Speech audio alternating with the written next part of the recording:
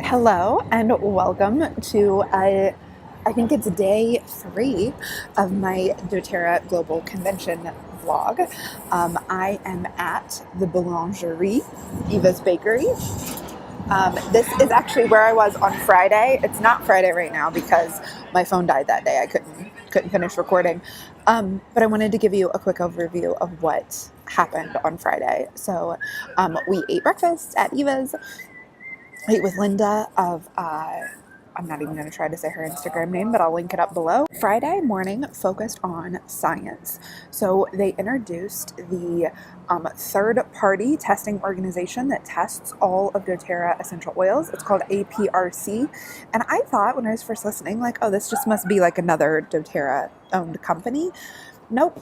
They do testing throughout the essential oil industry for a bunch of different essential oil companies, but ours is the only one that doTERRA is the only one that actually invites them to come and speak about standards and testing and how they do their testing. So there's this little nerding out about the different tests that they run on each batch of oils, because here's the thing: doTERRA runs 12 tests on every batch of oils, and I think 6 of those are run at ARPC. And they went over what those tests are and what they actually find for. This is really important that you can test for purity, to see if there are certain add-ins in it. You can also test for dilution, like to see if there are fillers in it that will make it go further, for pesticides, for cross-contamination, and some of these tests don't change the chemical. You're just kind of looking at the chemical constituents in an essential oil. Then they also run tests on each batch that pulls it apart and looks at it on I think it's a mass spectrometer, to actually see what are all the chemical constituents in this oil and what is the rate that they're in there, like how much of it is in there. So here's what's really interesting. And the people from the research center said that they test oils for other companies, and other companies have them only look at one biomarker, just like, does a green mandarin have limonene in it? Yes, no. Okay, fine. But doTERRA has them look at, and a experienced essential oil chemist and biomolecular specialist would know that a green mandarin has a bunch of other chemical constituents as well that need to be there.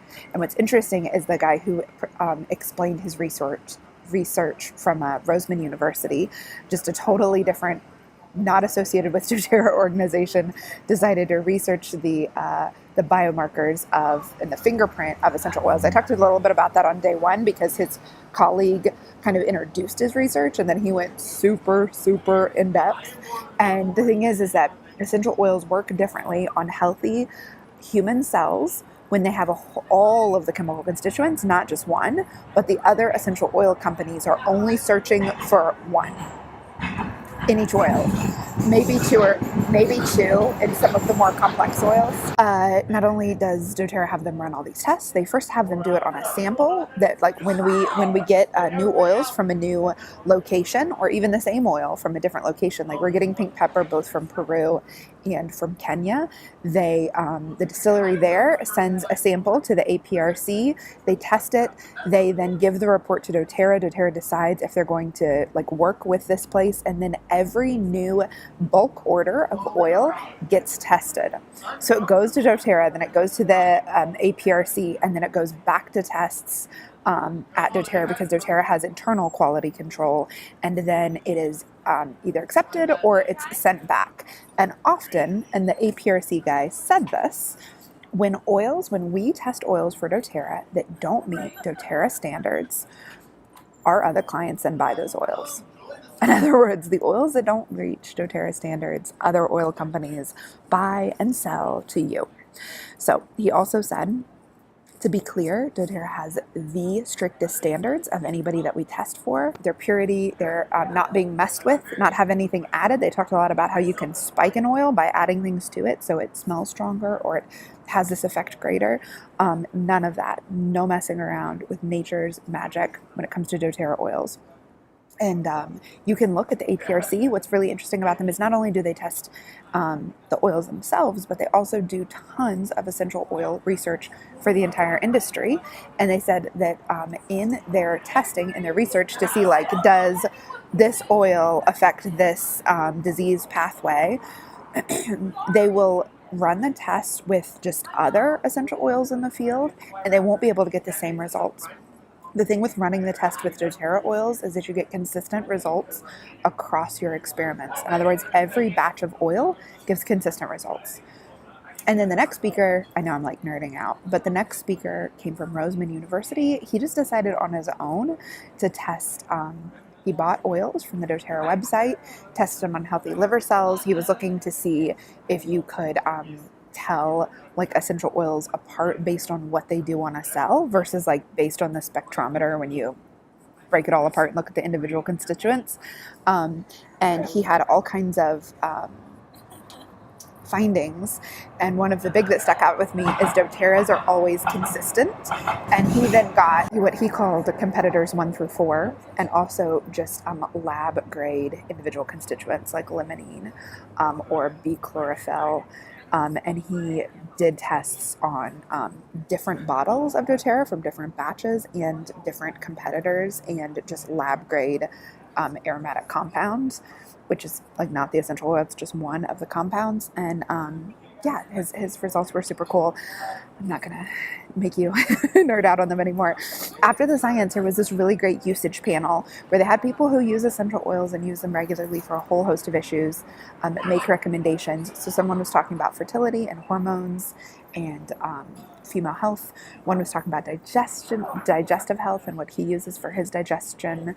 I got a lot of good like diffuser blends and rollerball blends from that session, that like part of that session. And then it was time for lunch. And so you'll see videos. I did a little tour around of the different tents. There are so many more tents that I didn't go to because I just don't like to shop that much, especially surrounded by millions of people.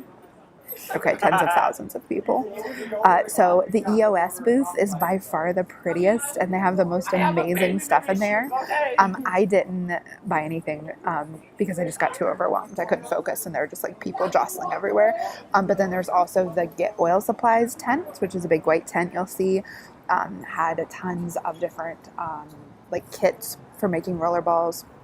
What's awesome is you can find all of this online. One of my favorite places to buy is shareoils.com or eos.com. There's tons of beautiful jewelry. This is actually a piece of jewelry I got, I think, from Share Oils. I got it online. It's a moonstone and then lava beads. So then afterwards, it was all about Healing Hands. And what really stuck out with me, so Healing Hands is the philanthropic foundation that doTERRA set up as soon as they set up doTERRA, because every time they go and they create a co-impact sourcing relationship with a location and a community, Healing Hands goes in and helps them even more. And there are some things you can buy, like the Hope Oil or the Rose Lotion, where 100% of the profits go to Healing Hands. And the Healing Hands Foundation, doTERRA corporate, pays all of their administration and travel fees. So all of the money that's donated to Healing Hands goes directly to the work on the ground. They work with organizations like Days for Girls, which I've talked about before. You can search my YouTube channel. They provide feminine hygiene education and kits to women in the developing world. Last year, there was a big service project at convention for Days for Girls. This time, the service project was for Rafa House. But before we get to Rafa House, they work with a really powerful speaker. It's called Operation Underground Railroad, and the focus is to get children out of human trafficking. So children are trafficked for sex, for labor, and for organ harvesting. And there are hundreds of thousands of children that are trafficked around the world, and this is actually a problem in the U.S. as well. So 250,000 kids in the U.S. are currently in sex trafficking, and part of that is because the U.S. is the highest consumer of child porn. So last year he talked about that doTERRA bought 12 Healing Hands purchased 12 sniffer dogs that, like, instead of sniffing out bombs, they sniff out USB drives, these little USB drives, which is how child porn rings pass around the content. And that led to a raid this last year, and over 30 people in this community were were arrested and charged because of the child porn and child sex trafficking. He also talked about missions that they did in Colombia, and really what the organization does is it works with local law enforcement, but it's able to go from country to country in the way that one single government can't do, because the networks span across different countries, which is how they manage not to get caught. He also talked about corruption in a place like Colombia, where over 20 people were arrested, but then they were able to buy their way out of the arrest, and they were released. And so it's a whole thing. I won't get into it, but all right, so they work with local law enforcement to help bring down these rings. And then the question is, what do you do next? So once children come out of human trafficking, sometimes you can find their family, and he talked about how that they're investing in this DNA research that will help you find the children's families of origin, but often the children have a lot of healing that they need to do afterwards. And so there's a place for aftercare called Rafa House, where they help the children heal through counseling. They provide them life skills, because a lot of these children were sold into trafficking because of poverty, because their parents didn't have any other choices. And they help them heal from their trauma, teach them life skills. And what's awesome is they build homes in their home country. So you're not like, if you're a Colombian girl that's been, like one girl that she talked about who got pregnant at the age of 12 because she had been sex trafficked, and when they rescued her, she was a couple months pregnant. She has a place to live in their house in Colombia. They're not going to then take her out of her country and out of her culture. And so through Healing Hands donation, they're building this huge complex in Colombia that's going to have 12 guest houses, a big kitchen, an art therapy center. It's beautiful. It's in the mountains. It's going to have big, high concrete walls all around it, because a lot of these children's abusers and traffickers are being prosecuted. And so it's a very dangerous situation to be in while they're in the middle of prosecution. So they're keeping them safe there. They have round the clock home moms plus counseling. It's a beautiful, beautiful thing. I cried my eyes out all afternoon. What I really loved about it is that having 2 hours, basically 10 to 12 hours of content all weekend or all week, having 2 full hours dedicated to people sharing the work they're doing in the world, and the way that dōTERRA is committed to supporting ending human trafficking is just, it shows you how important it is, right? Because somebody said I could have watched the Healing Hand stuff online, but if they would have watched it online, everybody wouldn't have seen it. And so what dōTERRA is telling all of us who are part of the business is, this is what matters to us. This is the culture at dōTERRA. This is what you're working for. And also, this is what matters to us. So if you want to be involved with us, you need to know this is where our heart lies and this is where our priorities lie. The last speaker of the day was Immaculée. She wrote a New York Times bestselling book about her experience during the Rwandan genocide, where 100,000 people were murdered in 100 days. She, along with, I think it's 7 other women, stayed in a tiny bathroom for 91 days. She said she went in 150 pounds and she came out 62 pounds. And during that time of being in the bathroom, her heart was changed from rage and anger and vengeance to forgiveness. And so that's what she spoke on, is forgiveness and choosing love over hate. And she is actually working so she came to speak 2 years ago. And after she spoke 2 years ago, she told the CEO, David Sterling, about how she had visited.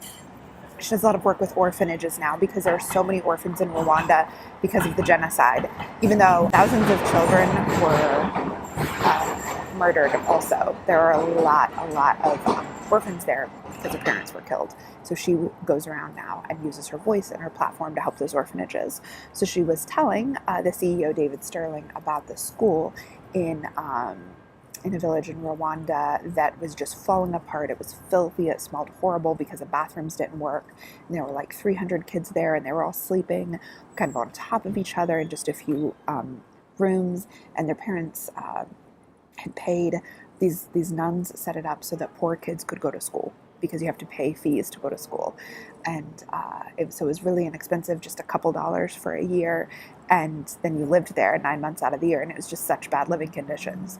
And she was telling David Sterling about it, and he was like, well, I think we can help. And just a couple weeks later, he contacted her and said, we'd love to go to Rwanda and see it. And she's like, you don't need to go to Rwanda. And he's like, no, I want to see it. And so he and his wife went. They walked through it with her. And at the end, he talked to the nuns, and he said, so here's the thing. We could do a little fixing of this, or we could just completely rebuild the school, because there's, the walls, the ceilings were falling in. There was mold everywhere. Let's completely rebuild it. And the nuns were like, that's amazing. What do you want in exchange? Because up until then, all the donations they had received had something in exchange. Like, you need to teach this, or you need to not do this. And he said, the only thing I want in exchange is for you to keep it for kids who can't afford another school. I want you to keep it free. And we will continue, not after we build it, we'll continue to provide supplies like toothpaste and pillows and deodorant and toilet paper, forever. So you let any kids in who need it. That's what I want in exchange. So that's what we're doing. So we got an update on that building. It's almost finished.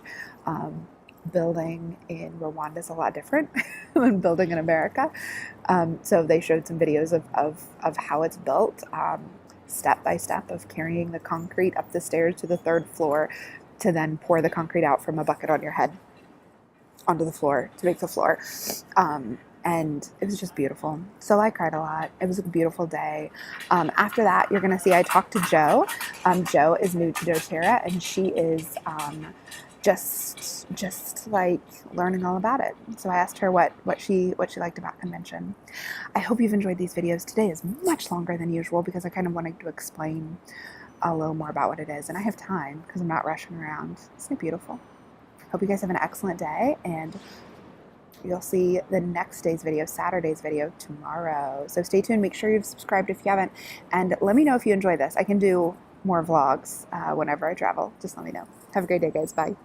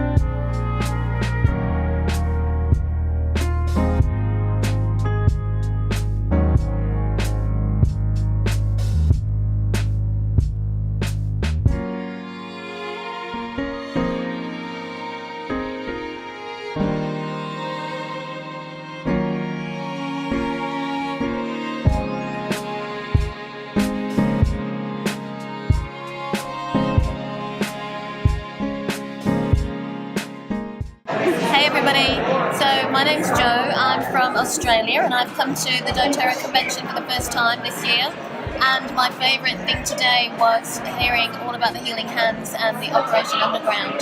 I just thought that was utterly amazing. Wasn't it awesome? It was totally awesome, yeah. Just the amazing work that dōTERRA does to help people in all kinds of different countries, but the guy that came on stage, I don't remember his name. Tim, I think? Tim Harper or something. Burton. Yeah.